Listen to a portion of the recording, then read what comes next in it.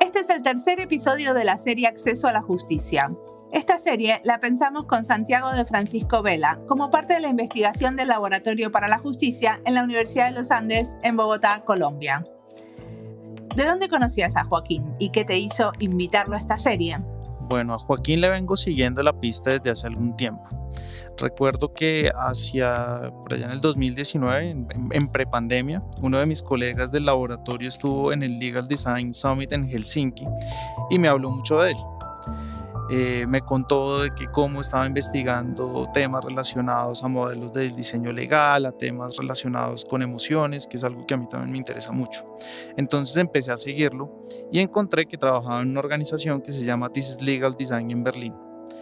Recientemente conocí su último artículo sobre la sociomaterialidad de la justicia y me pareció un nombre raro y me llamó mucho la atención, ¿no? Como, ¿qué es la sociomaterialidad de la justicia?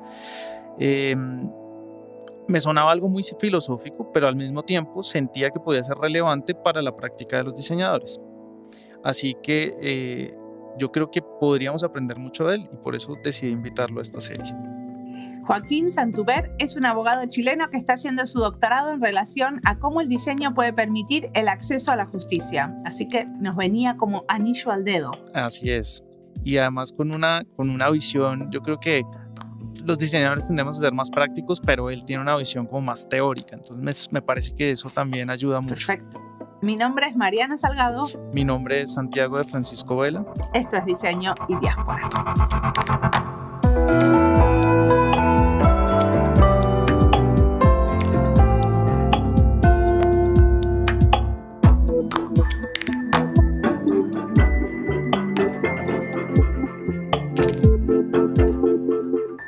Yo soy Joaquín Santuber, soy chileno y actualmente estoy viviendo en Alemania junto a mi señora y mis dos hijas, Teodor y Matilde. Mi ocupación actual tiene que ver con pensar cómo rediseñamos la justicia, cómo rediseñamos nuevas formas de hacer justicia y pensar también cómo podemos imaginar fuera de los márgenes y de la teoría, de los modelos, de los marcos conceptuales que tenemos y que hemos usado durante los últimos décadas y siglos, cómo podemos imaginar nuevas formas de justicia que sean justicias que respondan a las necesidades del Chile de hoy, pero también del mundo actual, ¿cierto? Las distintas realidades de los distintos lugares, distintos territorios en los cuales se imparte justicia. Y desde ese punto de vista me interesa mucho, que es el tema que también trabajo en mi doctorado, el tema de cómo las tecnologías digitales se van incorporando a los procesos de administración de justicia y cómo esa incorporación se hace a veces quizás no con un enfoque crítico respecto de lo que es, así como que el sistema ya fuese algo bueno, sino que se hace simplemente avanzando, ¿cierto? Como que asumimos que que sobre lo que construimos es algo sólido, algo que funciona y seguimos avanzando. Y decime, ¿qué estudiaste? Yo estudié Derecho en Chile, hice mis 5 años, después el examen de grado, y después una experiencia transformadora que tuve fue haber hecho mi práctica, que la práctica en Chile es una práctica obligatoria que se hace para el Estado, para proveer de servicios legales a personas que no pueden acceder a ellos por motivos financieros. Y me tocó hacerla, por elección, en una zona rural, en el Valle del Elqui. Y ahí, bueno, conocí una realidad muy distinta a la que yo vi cuando estudié y trabajé en Santiago. Bueno, y aparte que en este lugar donde hice esta práctica, había muchas comunidades New Age, o comunidades que se movieron ahí porque había toda una mística especial, había toda una onda metafísica, y que bueno, yo muchas veces me encontré, después de mi jornada de trabajo como abogado, me encontré conversando con ellos, aprendiendo mucho de esta otra forma de la vida de las cosas, así que también eso explica un poco este cambio. Y después de eso pasé a lo que es la innovación, sin haber estudiado, pero sí era un grupo bastante grande y diverso, que hicimos innovación, que me invitaron a participar. Ellos tenían un concepto de consultoría nómade, en el fondo se iban moviendo de un país a otro. Trabajamos en Panamá para el gobierno, diseñándoles un currículum o un programa de aceleración de empresas, y luego trabajamos en Turquía en este mismo grupo, en algo parecido, ¿cierto? La transformación como un proceso transformador para emprendedores. Y bueno, y ahí me tocó trabajar con artistas, con diseñadores, con ingenieros, con periodistas y con gente más como del business, de los negocios. Y ahí fue donde yo me inicié en esto y ahí partí. Pero vos cuando, por un lado hablas de las tecnologías digitales y por otro lado hablas de diseñar para la justicia, ¿no? Ujú. Y hablas de diseño. ¿Dónde aprendiste diseño o dónde te cruzaste con el Ya, diseño? claro. Entonces me crucé con el diseño primero con ellos, ¿cierto? Con esta consultora Nome, porque uno de los miembros era diseñador y el otro era diseñador artista. Entonces a través de ellos también me fui metiendo en metodologías de diseño, pero más del lado más comercial, ¿cierto? Como en consultoría de desarrollo, en este caso de un programa educacional o un currículum de desarrollo. Después, cuando fui a Alemania, me dijeron, bueno, este abogado, ¿qué tiene que hacer con diseño y con la innovación? Entonces como que no me creían. Y ahí fui a la School of Design Thinking. Entonces ahí fue mi primer inicio a lo que era ya un diseño más, todavía bastante comercial. Y después cuando ya me metí más en el diseño fue con mi doctorado, porque mi profesor guía, él es diseñador y él, en el fondo, en todo lo que ha sido mi doctorado, le dio este enfoque de diseño. Entonces, en el fondo, fueron 4 años, o han sido 4 años, trabajando con él, Jonathan Edelman, y que ahí nuestro trabajo consistió principalmente en el desarrollo de teoría y metodología de diseño. ¿Y qué hicieron también casos concretos para tu doctorado? Claro, entonces mi doctorado yo lo enfoqué a aplicar esas teorías de diseño y metodología de diseño al acceso a la justicia. Y ahí hicimos, en cooperación con la Corte Suprema de Chile, con la Corporación Administrativa de la Corte Suprema de Chile, hicimos un convenio de colaboración de investigación para estudiar cómo los tribunales del país fueron adoptando tecnologías, especialmente con motivo de la pandemia, en los últimos año y medio, 2 años. Entonces ahí lo que hice fue, en una primera etapa, utilizando metodologías de las ciencias sociales, hacer un mapping, un mapeo, ¿cierto? ¿Qué es lo que está pasando? Hacer como un diagnóstico, ver qué está haciendo. Y a partir de esos diagnósticos, a partir de esos conocimientos, me tocó entrevistar a funcionarios de los tribunales que trabajaban directamente. Me tocó entrevistar a personas del departamento de comunicación para ver cómo los tribunales trabajaban con redes sociales, ¿cierto? En Facebook, en YouTube, en Twitter. Y a partir de esas experiencias, se hace un diagnóstico y eso lo tomo y problematizo con eso y eso lo llevo ya a un proceso de diseño. Estuve leyendo tus cosas y vi que desarrollaste una herramienta para el análisis semiautomático de los juicios orales. ¿Esto tiene que ver con este caso de tu doctorado? Sí, es como una exploración metodológica, porque en el fondo mi trabajo se centra más que en la justicia como la decisión de un caso, es cómo la justicia es producida en una situación corporizada, en una situación materializada, ¿cierto? No es una abstracción, no es como una idea, sino que la justicia es una interacción, es intersubjetiva, y nada de justicia existe si no existe esa interacción. Sí, bueno, es como una performance, ¿no? Muchas veces. Sí. Justamente, eso es lo que, claro, es un proceso performativo, en todo sentido, ¿cierto? En el sentido que el acto mismo de esa justicia, de encontrarse en una sala o en una videoconferencia y conversar y interactuar el juez con las distintas partes, eso tiene una fuerza performativa que constituye lo que es la justicia. Fuera de eso no hay justicia. Ese encuentro, esa corporalidad es lo que a mí me interesa. Ese es mi objeto de estudio. Pero la corporalidad está en los actores que están dentro de esa escena y también están como los documentos, ¿no? Como los diferentes Claro. cosas concretas que forman parte de la escena. ¿Ustedes hicieron alguna intervención? No, eso es lo que estoy trabajando ahora.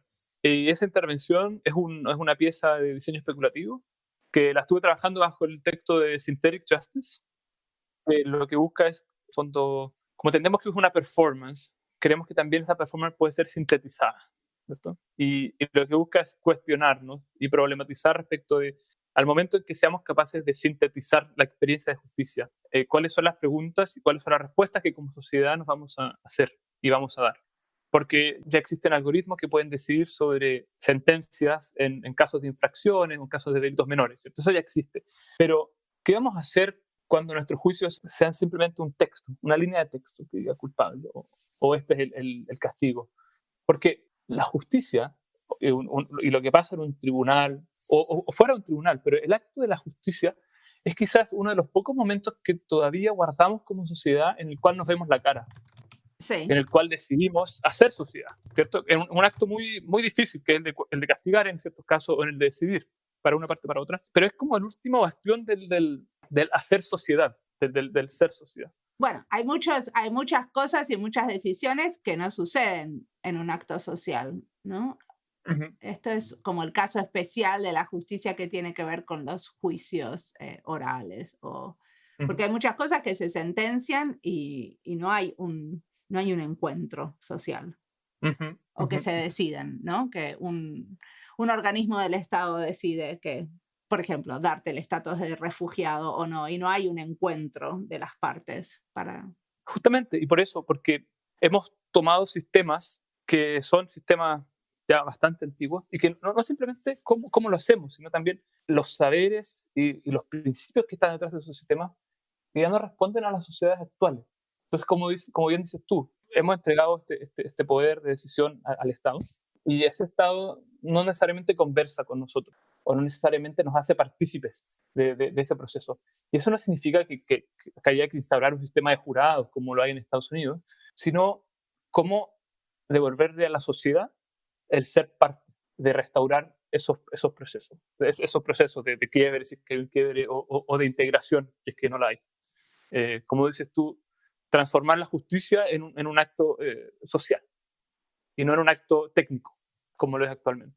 Pero la herramienta esa que ustedes hicieron justamente era como para apoyar la performatividad que tiene la justicia, ¿no? ¿O yo me equivoco? Claro, para resaltar esa performatividad. Uh-huh. Más que para apoyarla, para resaltarla. ¿Y qué es lo que hace la herramienta?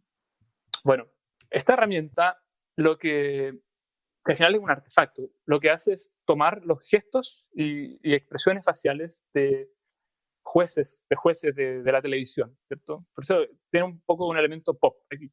Jueces de la televisión, como el caso de la Judge Judy en Estados Unidos, o la jueza Polo en Latinoamérica, y llevar esa performatividad, esas expresiones, que es un aspecto de la justicia que es más cercano a la gente que la justicia en los tribunales, ¿cierto? Que es una justicia más parca, una justicia más fría, más distante, y al llevar esos gestos y esas expresiones faciales y superponerlos en jueces ficticios, mostrar cómo darle valor a esa performance en lo que constituye la justicia. Y después llevado a un aspecto futurista, es decir, el día en que las decisiones, si es que son tomadas por algoritmo, que no lo hemos decidido todavía, pero que sí, las decisiones son tomadas por algoritmo, ¿qué pasa si ese algoritmo está corporizado en el cuerpo, en la cara y en las expresiones de un juez pop, ¿cierto? Un juez de la cultura popular, como son estos jueces de televisión?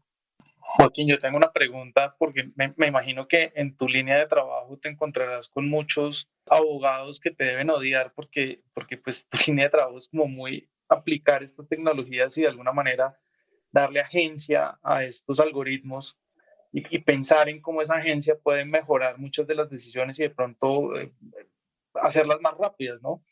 Y por ejemplo en Colombia siempre hay como una resistencia muy grande de los abogados y los magistrados a que las decisiones no las debería tomar un algoritmo, sino que deberían seguir siendo un acto social y humano. Entonces me causa curiosidad saber con qué historias te has encontrado cuando le cuentas esto a otros abogados y magistrados. Sí, justamente. Bueno, esa observación es interesante porque la primera aproximación al tema es justamente desde su disciplina. Y es que lo que yo estoy creando es una propuesta y así se va a hacer, porque ellos tienen esta normatividad. Pero lo que yo estoy proponiendo no es que sea así, sino que lo que yo estoy creando es un artefacto, una experiencia para que nosotros como sociedad, como sujetos, podamos anteponernos a ese futuro y ver, a ver, aproximémonos críticamente a este fenómeno. ¿Por qué? Porque mucha de la discusión que se da en torno a estos algoritmos de inteligencia artificial y la justicia se dan en una esfera abstracta, teorética, ¿cierto? De principios, ética, pero no se comprometen con ella con la materialidad que eso significa. Entonces lo que busco con esto es justamente mostrarles, decirles, miren, aquí tenemos nosotros, así se va a ver, así se va a sentir, así se va a escuchar esta justicia. Conversemos ahora, discutamos. ¿Es esto lo que queremos o no? O sea, como que de alguna manera vos decís que esta herramienta que ustedes proponen hace hace más concreto lo que puede llegar a pasar en el futuro para hacer más accesible la discusión sobre lo que pueden generar estos algoritmos. Justamente. Porque si mantenemos la discusión a nivel muy abstracto, muy teórico, esa discusión es prisionera de los técnicos, es prisionera de los expertos. Pero si una persona puede interactuar y puede utilizar esta herramienta, sin que esta herramienta sea una herramienta de justicia real, sino que simplemente lo que estamos haciendo es traer una herramienta del futuro para que ciudadanos comunes y corrientes, pero que no son comunes y corrientes, cada uno es especial, pero que ciudadanos que no son técnicos ni expertos puedan desarrollar un pensamiento crítico respecto de ese futuro y así también decidir. Esto es una hipótesis, porque ustedes validaron esa hipótesis, que esta herramienta realmente hace eso. No, como dices tú bien, es una hipótesis del futuro, es un futuro que nosotros imaginamos. Y ese futuro que nosotros imaginamos es el que queremos traer para problematizar. Pero no necesariamente es el futuro que nosotros creemos que es el deseable, y tampoco creemos que es el futuro que es el que va a ser. No hay una comprobación fáctica, no hay un proceso científico que dice, esta es una proyección hacia el futuro, sino que simplemente un ejercicio de pensar, de imaginar un futuro de justicia distinto y ser capaces de traerlo hasta el presente, a una realidad concreta, a una realidad común, para poder conversar sobre eso. Entiendo perfectamente el objetivo, me parece loable y maravilloso, pero lo que no entiendo es cómo esta herramienta, que lo que hace es trabajar con expresiones faciales, me hace menos abstracta la discusión sobre lo que pasa en los tribunales. Que no te lo hace menos abstracto lo que pasa en los tribunales. No es una cuestión de contenido, sino es una cuestión de forma. Lo que te hace menos abstracto es la forma en que esa justicia se va a desarrollar, se va a dar. Porque esto surge a partir de que tradicionalmente los juicios se dan en una corte o en un tribunal, en una casa de justicia. Comúnmente es un lugar oscuro, frío, que representa también el poder del Estado. Y durante la pandemia me tocó observar horas y horas de videos de audiencias orales, de juicios orales, que se dan a través de Zoom, tal como estamos teniendo esta conversación hoy día. Y a partir de eso, como que se abre un espacio en el que digo, si esto se puede dar totalmente virtual, significa que todos esos elementos que constituían la performance de justicia en el tribunal ya no están, o están pero de otra forma. Entonces, eso también puede estar de una forma distinta. Entonces, la pregunta que nos hicimos fue, ¿qué pasaría si estos jueces fueran jueces animados? ¿Qué pasaría si nosotros pudiéramos animar a estos jueces y que nosotros, tomando los gestos y expresiones faciales de jueces de la televisión, pudiésemos darle vida a estos jueces animados? Como una especie de bots, de robots. Podría ser, claro. Esto me hace acordar de un capítulo de Black Mirror donde crean una caricatura para ser un candidato político a la presidencia o algo así. No sé si lo han visto, pero es como de las primeras temporadas de Black Mirror cuando todavía hacía parte de la BBC. Y me parece muy curioso porque, digamos que cuando ya hay un chatbot o digamos que personaje animado, digamos que yo he visto los casos en donde, por ejemplo, Parenthood, la asociación de padres ahorita no me acuerdo el nombre, pero ellos crearon un chatbot para poder darle asesoría a estudiantes, adolescentes sobre educación sexual, y lo que encontraron era que el chatbot, como no era una persona, no juzgaba. Y entonces los jóvenes, ¿no? Y los niños y las niñas, o los adolescentes y las adolescentas, no les daba pena preguntarle cosas al chatbot. Entonces era un elemento muy interesante de cómo este agente artificial generaba como un espacio de confianza para estas personas. Pero en el caso de un juez, ¿no? donde se espera que haya una interpretación de una situación, pues eso siempre va a ser un tema de debate interesante. Y yo lo que siento es que ustedes están usando esto como una excusa para poder ver qué pasa, ¿no? No necesariamente lo plantean como una solución. Y de pronto eso también es una de las visiones que a veces como que uno desde el diseño es como, bueno, si no se plantea una especie de solución y es más una crítica, ¿Cuál sería el resultado después de entender esas críticas o esas provocaciones que genera? De hecho, hay un término que se llama prototipo, ¿no? El prototipo que provoca sensaciones y que su rol es provocar, no necesariamente explorar. Entonces, me parece radical. Sí, justamente también estuve conversando recién con una diseñadora que me refirió al concepto designing for debate, diseñar para debatir, para crear una discusión, para crear un debate social, ¿cierto? Ahora, me gusta el ejemplo que pusiste, Santiago. Esa fue la primera propuesta, pero ahora la propuesta es interesante cuando nosotros decimos, a ver, si estas animaciones fueran no solo adultos blancos, fueran no solo hombres expertos de una cierta estrato socioeconómico, ¿cierto? ¿Qué pasaría si un adulto fuese juzgado por un niño, en un caso en que una víctima es un niño? La personificación del Estado juzgando, porque el juez es una personificación del poder del Estado, es un vicario. ¿Qué pasa si ese vicariato se entrega a un niño? ¿Qué pasa si ese vicariato se entrega a un árbol? ¿Qué pasa si ese vicariato se entrega a otras formas de ser? O sea que vos estás creando estos escenarios para crear debate sobre el tema. Claro, porque la razón por la que es un juez un adulto son simplemente razones sociales. O sea, eso es simplemente algo que nosotros armamos. Por eso, si esa sentencia del Estado puede ser personificada por un niño, por una niña, por un menor, asimismo podemos decir el contexto, el lugar.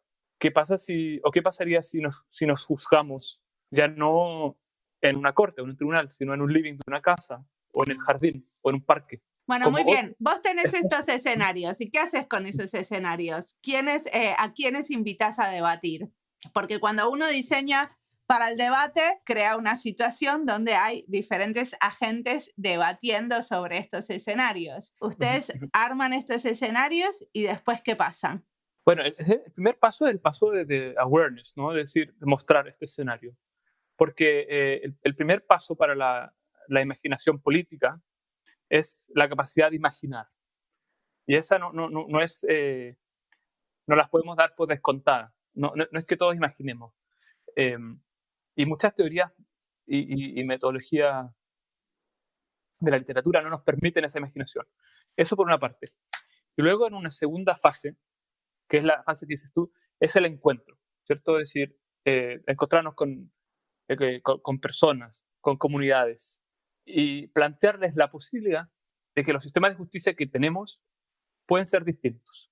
Y a partir de esa posibilidad de mostrar esas alternativas, las barreras se bajan, porque las barreras de la realidad, de lo que existe, inhibe lo posible. Pero hiciste esas, o sea, ¿armaste esas situaciones? ¿Vas a armar esas situaciones como parte de tu doctorado?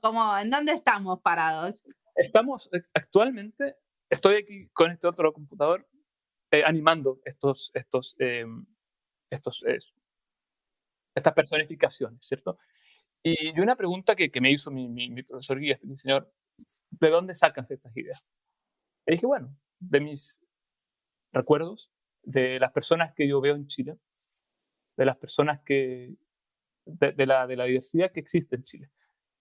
Entonces, por ejemplo, estoy tomando ciertas personas que pueden ser íconos de ciertos grupos, de ciertas comunidades, como referencia, para poder animar y para poder generar esa cercanía con lo real, con que sean como recuerdos que sean más auténticos. Y a partir de eso estoy animando. Y después vas a generar un encuentro entre algunos actores para discutir estos escenarios. Justamente, cuál es la reacción, y a partir de eso sentarnos a conversar.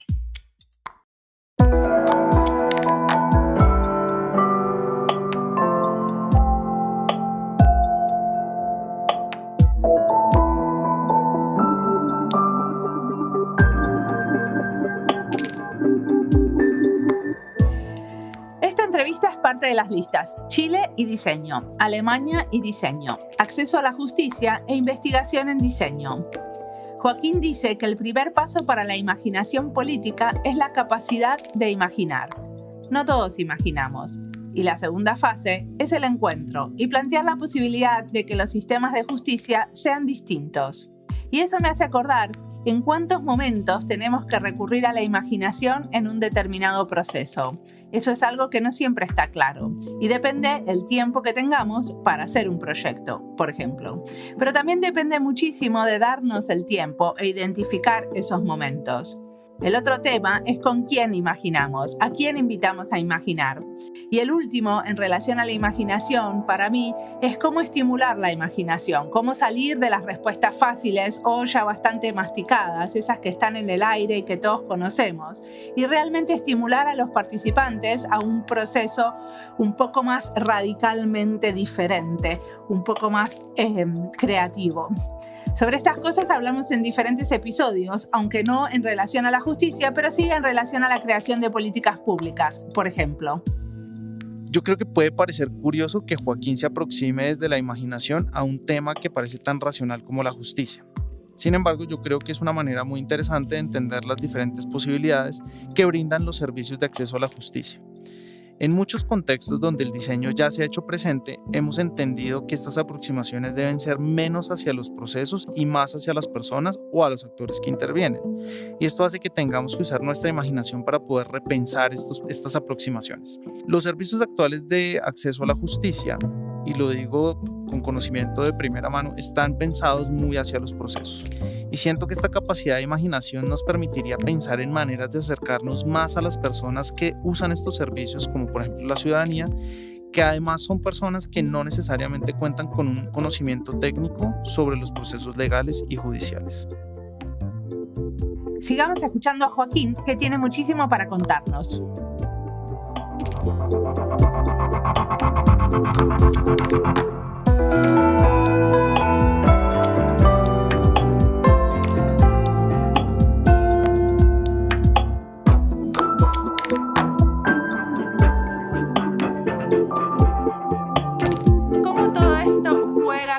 Tu trabajo de consultor, porque también trabajas en una agencia que se llama This is Legal Design, ¿no? Esto es diseño legal.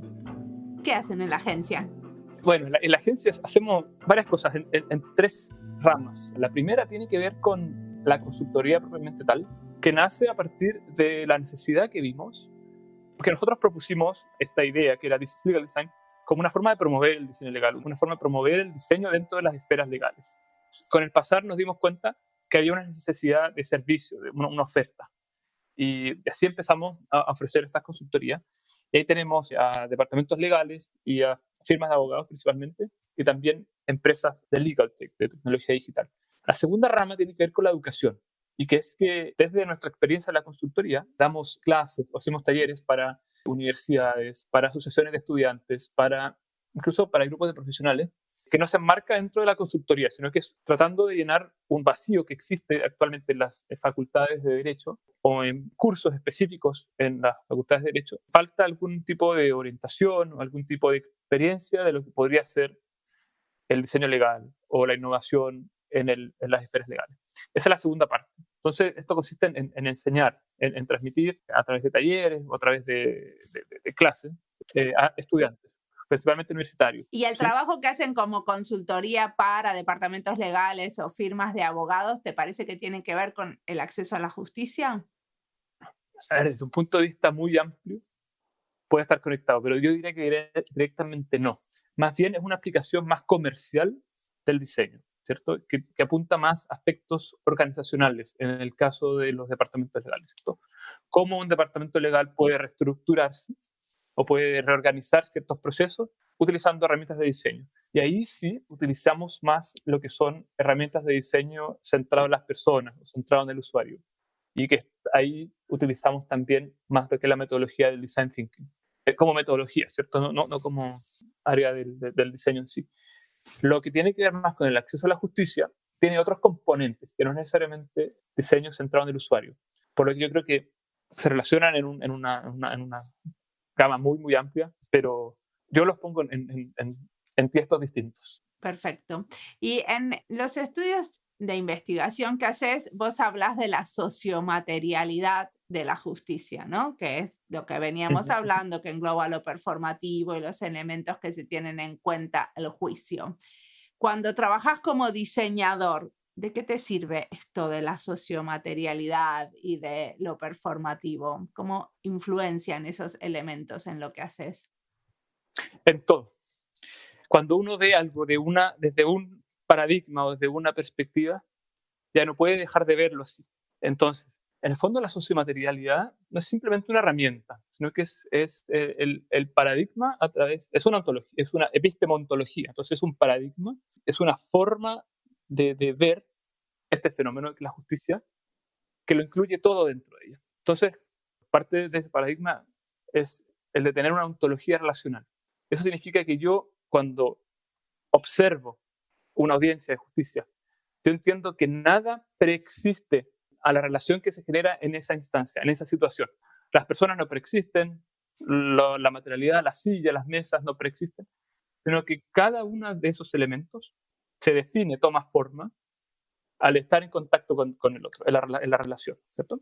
Y a partir de eso, yo me permito traer al centro o al frente otro tipo de agencia, porque normalmente nos centramos en lo que hacen las personas, los humanos, ¿cierto? Individuos intencionales. Pero con la sociomaterialidad, yo soy capaz, como diseñador, ahora traer estos aspectos materiales, darles vida, en el sentido que son agentes, pueden cambiar las cosas e influyen en cómo se dan las cosas. Desde un punto de vista antropocéntrico, hemos pensado siempre o sobrevalorado el libre albedrío y la intención de las personas. Nosotros somos personas que hacemos lo que queremos y vamos adelante por nuestra intención. El sistema de justicia en sí mismo tiene este aspecto de la intención del hombre, ni siquiera la persona del hombre, porque está centrado en una intencionalidad masculina. Entonces lo que yo hago es descentrar a la persona humana a que hay aspectos materiales que hacen que la justicia sea producida y que sin esos aspectos materiales esta no existiría, no podría ser producida. Y después cuando nos metemos a lo que es la justicia online o la justicia en línea o digital, ahí es incluso más patente porque la forma en que se desarrolla ese acto de justicia está dado por la funcionalidad que me ofrece la plataforma a través de la cual estoy conversando. Está dado por los colores, por los botones, por cómo se escucha mi voz, por el lugar en el cual mi cámara está posicionada en la pantalla del otro. Está bien, a ver, y contanos algo de qué pasó durante la pandemia, ahora que tenemos todos los juicios orales. ¿Qué descubriste? Pasan, o sea, Mira, hay diferentes juegos de roles, pasa diferente cuando el juez está en una situación difícil con la tecnología igual que los demás. ¿Cómo sucede? bueno, mira, hay muchas cosas y eso es lo interesante de mirar esto, porque el juez se baja del estrado y el juez aparece en un plano, que es una pantalla, ¿cierto? Que aparece para todos por igual, ¿cierto? Entonces las distancias se acortan. Ya no tengo un juez en un estrado, ya no tengo un juez con un fondo, unas banderas, ¿cierto? Un fondo muy formal que le da una solemnidad. Creo que tengo un juez que tiene un living detrás, que tiene un desorden, de vez en cuando pasa un niño, una niña, y a veces funciona, no funciona, a veces se cae el internet. Entonces, pone esta relación, y aquí viene lo interesante de la sociomaterialidad, porque genera una nueva relación entre juez y parte, que no existía antes, por esta cercanía.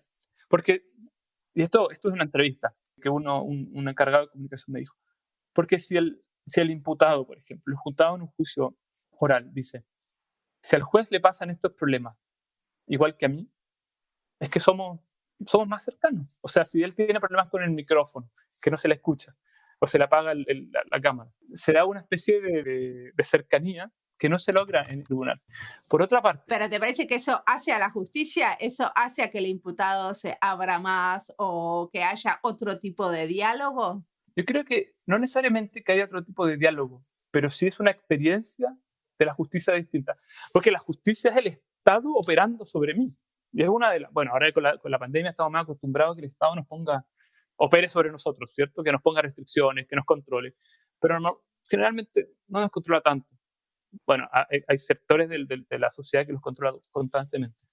Sin embargo, el Estado está operando sobre mí de una forma distinta, un peso distinto, que tiene un sello distinto.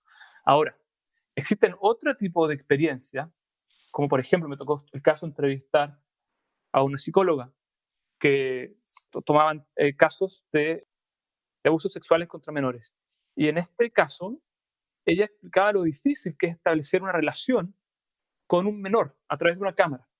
Una de las razones es que, bueno, los niños no están acostumbrados a percibir caras solamente. Los niños, las niñas están acostumbrados a leer nuestra corporalidad, a leer nuestros gestos y a partir de eso hacer significado.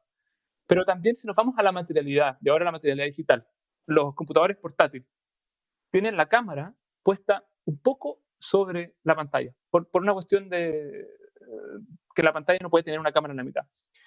Lo que hace que para yo hacer contacto visual con alguien, tenga que mirar a la cámara, con lo cual dejo de mirar lo que está pasando en la pantalla.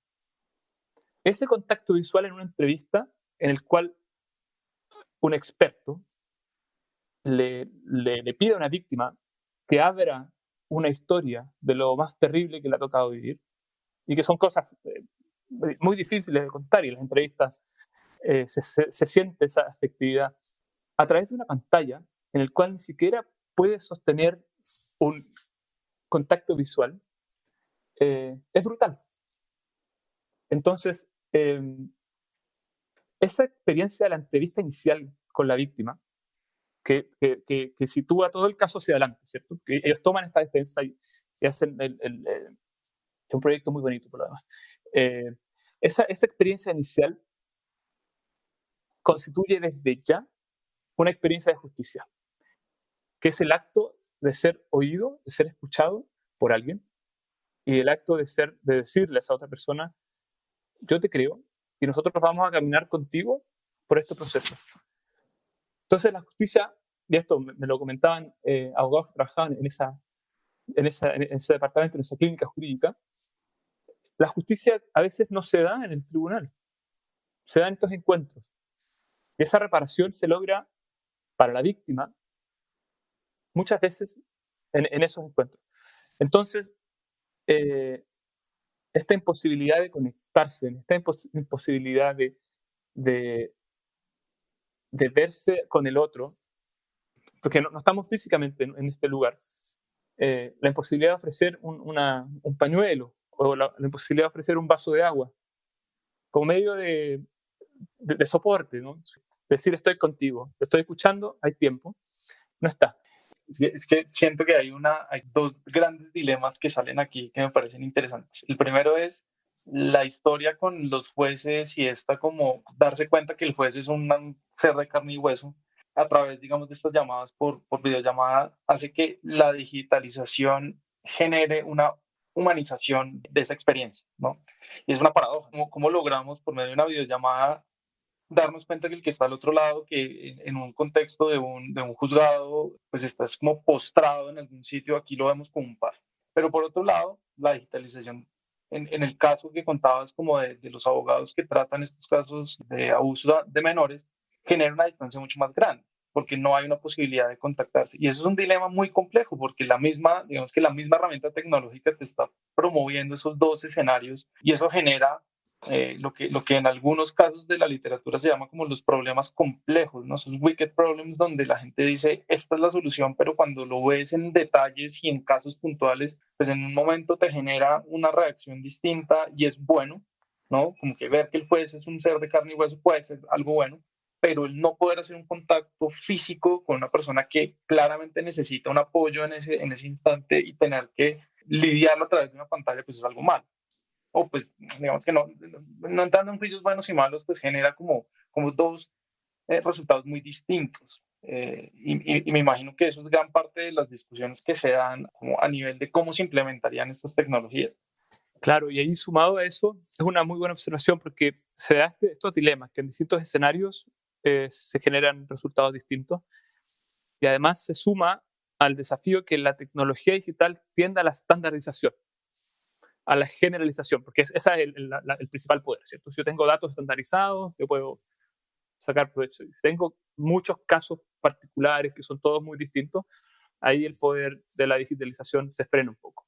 Pero lo que rescato de esta reflexión es que tenemos que evitar respuestas generalizadas a problemas que a veces son complejos, sí, pero también son problemas específicos, que son particulares, que tienen contextos específicos.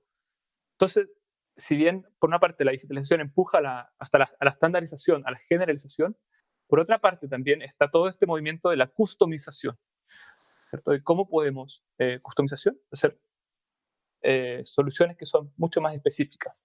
Cómo podemos crear distintos sistemas de justicia ayudados por la digitalización que sirvan distintas necesidades de distintas comunidades. Bueno, para eso estamos los diseñadores, ¿no? Que estamos entendiendo las oportunidades y las necesidades de diferentes grupos, y está todo el diseño participativo que convoca a la gente a tomar parte en diferentes momentos del desarrollo de productos que tienen que ver, ¿no? En algunos casos con estos productos de la tecnología. Lo que pasó también es que, por ejemplo, empezamos a usar herramientas que no necesariamente estaban pensadas para hacer un juicio, ¿no? O sea, nadie desarrolló un Zoom, Teams o especial pensado para el juicio o para esa experiencia por ahora. En Colombia hay unas anécdotas muy locas de juezas y jueces que abrieron cuentas en Instagram para recibir como las denuncias. Esto es una cosa muy loca. Cuentas en Twitter, y son cuentas oficiales de esos juzgados donde ellos son los jueces, porque muchos juzgados físicos cerraron. Pues no había cómo recibir denuncias de nada. Eso es acceso a la justicia, ¿no? Sí y no. De alguna manera. Sí y no. A ver. Claro, ahora, problematicemos un poquito sobre el acceso a la justicia, porque este es el tema de la serie, ¿no? El acceso a la justicia como concepto tiene el problema que deja a la justicia sin agencia. ¿Te acuerdas cuando hablábamos que no solo los humanos tenemos agencia, sino que también nuestras instituciones, nuestros conceptos, nuestras materialidades? Entonces, la justicia, cuando hablamos de acceso a la justicia, le pasamos todo el peso de acceder a ella al ciudadano. Cuando lo que realmente necesitamos es una justicia que desde su estructura, desde su ideación y su materialización, sea accesible. Puede sonar a una sutileza esto, pero es fundamental. Porque los sistemas de justicia, y aquí me voy a poner un poco más pueden disentir. Los sistemas de justicia latinoamericanos, al menos, son sistemas heredados del colonialismo. Son sistemas que están imbricados en un sistema patriarcal y que muchas veces se rigen según principios y lógica del capitalismo, del mercado. Pero ahora podemos ir al tema que me encanta, que es el nuevo proyecto de la Constitución chilena. ¿No? Porque si vamos a hablar con un chileno de acceso a la justicia, tenemos que hablar de cómo ves el proceso constitucional chileno, que justamente se trata de renovar esta constitución que viene de algunos años podridos. Justamente, yo veo ese proceso como una gran oportunidad. Es una oportunidad en cuanto a representatividad. ¿Quiénes son las que están tomando parte de ese proceso y van a proyectar desde una constitución, con las limitaciones que tú tienes, una idea de un nuevo Chile? ¿Cuál es ese Chile que queremos? Y si lo conectamos, yo estoy muy optimista de ese proceso. Y ahora, si lo conectamos, por ejemplo, un artículo que yo creo que va a estar ahí, que es el tema de la plurinacionalidad del Estado. Chile es un Estado plurinacional, como tenemos otros ejemplos en Latinoamérica. Si lo conectamos eso a lo que es la justicia no excluyente o la justicia accesible, ¿cómo podemos concebir nosotros una justicia plurinacional? Porque si nos vamos a tomar el Estado plurinacional en serio, hay que repensarlo en todas sus dimensiones. Entonces, una justicia plurinacional implica que hayan sistemas de justicia que respondan a las idiosincrasias, que respondan a los saberes, que respondan a las formas de ser de las distintas comunidades presentes en el territorio nacional. Y a partir de eso es ese desafío de imaginarse cómo pasamos de un sistema centralizado, de un sistema que todo lo agrupa, un sistema de justicia que es uniforme, cómo podemos crear un sistema que represente esa plurinacionalidad. ¿Tendremos sistemas de justicia paralelo? Bueno, sí. Y si es así, ¿cómo funcionaría? ¿Tendremos sistemas de justicia que se basen en distintas leyes? Sí. Bueno, ¿cómo funcionaría? Ese también es la labor, creo yo, de un diseñador, ¿cierto? De darle cuerpo a esos sistemas, que no sean solamente enunciaciones, porque esa plurinacionalidad tiene colores, tiene sabores, tiene sonidos, tiene un arte detrás, ¿cierto? Y tiene expresiones culturales. Y esa justicia también tiene que representar, no tiene que representar, tiene que ser esos colores, esos sabores, esos sonidos de esas comunidades. Porque si no, hacemos lo mismo que estamos haciendo siempre. Una justicia centralizada, de un poder omnipresente y que representa solo una visión del mundo. Perfecto. ¿Y qué te inspira últimamente? ¿Qué nos recomendás leer sobre estos temas? Escuchar, mirar. Una lectura que yo creo que quizás es conocida, pero es Las epistemologías del sur, de Boaventura de Sousa Santos. Es un sociólogo portugués que justamente ahonda en esta idea del epistemicidio, ¿cierto? Cómo todos nuestros sistemas están desarrollados a partir de una monocultura europea, una visión eurocéntrica, que está muy relacionada con el aspecto de la modernidad. Y cómo los otros saberes y las otras formas de ser de comunidades en Latinoamérica, en África, en Asia, han sido suprimidas por una globalización, por una visión universal. Eso por una parte, que a mí me inspira mucho, y voy a hacer ahora el próximo semestre una estadía de investigación en Coimbra, en Portugal, en ese grupo de investigación. Así que también espero... ¿En qué grupo de investigación? En el grupo que lidera Boaventura de Sousa Santos, Okay. Que es Las epistemologías del sur. Sí. Y el aspecto de justicia ahí. Y el segundo es un libro que me regalaron recientemente, que es Invisible Cities, es una novela de Italo Calvino, que en el fondo, en historias muy breves, incluso poemas, muestra distintas versiones sobre la misma Venecia que Marco Polo le habría contado al emperador mongol. ¿Por qué me inspira este libro? Bueno, este fue un regalo de Jonathan, que es mi profesor guía. Porque justamente lo que estamos tratando de imaginar son distintas versiones de una justicia. Y cómo distintas perspectivas, distintas formas de explicarla, de conversarla, de comunicarla, producen una realidad distinta de esa justicia. Entonces este libro lo que muestra son todas esas versiones, pero que son todas versiones de la misma Venecia, que es la ciudad natal de Marco Polo. Me refresca un poco con esta novelita aquí. ¿Quieres preguntar algo más, Santi, para cerrar? Yo ya estoy... No, muchas gracias, Joaquín. Creo que fue muy, muy interesante esta conversación y definitivamente creo que es chévere ver que haya más abogados, no solo interesándose en el tema del diseño, sino estudiándolo. Me parece que eso es interesante y es muy valioso de reconocer. Muchísimas gracias, Mariana, por esta invitación. Muchísimas gracias, Santiago, también por esta entrevista. Ha sido un agrado poder conversar.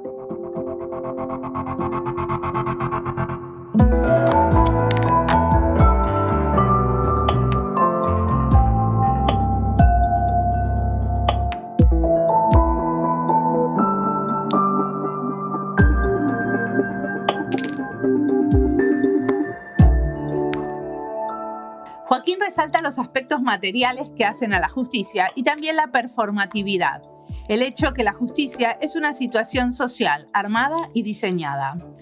¿Eso es algo que tienen en cuenta en tu laboratorio, Santi? ¿Cómo lo tienen en cuenta? Bueno, Mariana, te cuento que desde el laboratorio lo que hemos empezado a hacer es construir una visión desde los sistemas. Para eso contamos con el trabajo de ingenieros industriales que modelan estos sistemas sociales a partir de diferentes variables que hacen que el sistema pueda ser virtuoso o no. Al entender estos sistemas sociales y sus ciclos, podemos identificar no solo aspectos materiales que hacen a la justicia, sino los aspectos inmateriales que la dificultan. Estas visualizaciones sistémicas nos permiten tomar decisiones sobre dónde queremos intervenir y tener una suerte de simulación frente a cómo esperamos que sea esa intervención o cómo esa intervención modifique el sistema. En el capítulo anterior te conté sobre nuestros experimentos usando el Teatro Foro, pero con estos sistemas sociales podemos enfocar herramientas como el Teatro Foro o los prototipos para aterrizar mejor las propuestas que tenemos. En esencia, la justicia es un sistema social que se debería poder armar y desarmar en pro de lo que necesitan los ciudadanos. Y para cerrar esta entrevista te quería preguntar, ¿te parece que Diseño y Diáspora tiene que seguir haciendo series con otros investigadores o diseñadores?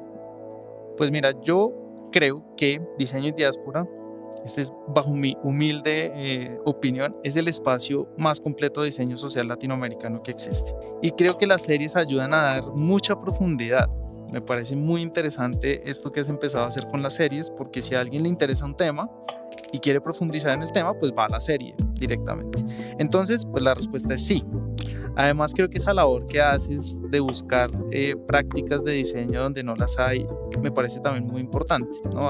Sobre todo entrando en estos temas como políticas públicas, justicia, digamos que de pronto con salud ha habido una afinidad mucho más grande. Entonces, poder visibilizar a esos diseñadores que están trabajando, a esos diseñadores latinoamericanos que están trabajando en la diáspora, me parece genial. Yo desde que soy oyente ferviente de este podcast, empecé a hacerlo hace muy poco, pero estoy así pegado, no puedo parar. No hago sino recomendárselo a mis estudiantes, a mis colegas. Siempre que oigo un capítulo que sé que tiene que ver con alguna investigación, les digo, oigan este capítulo. Y yo sé que todos esos capítulos les van a ayudar a sus proyectos. Ahora imagínate con series, ¿no? Entonces empiezas a crear una mini biblioteca de referentes que es muy importante. Y yo creo que eso también ayuda y permite conectar a más diseñadores en todas las partes del mundo y a darse a conocer.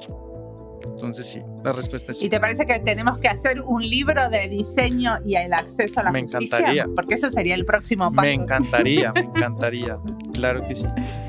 Esto lo estamos improvisando.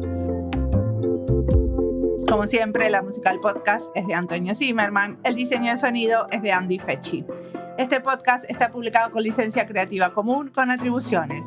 Esto fue Diseño y Diáspora. Pueden seguirnos en nuestras redes sociales de YouTube, Instagram y Twitter o visitar nuestra página web diseñoydiaspora.org. No olviden recomendar nuestros libros y hoy tuvieron la primicia porque el próximo libro parece que va a ser Diseño y Acceso a la Justicia. Nos escuchamos en la próxima.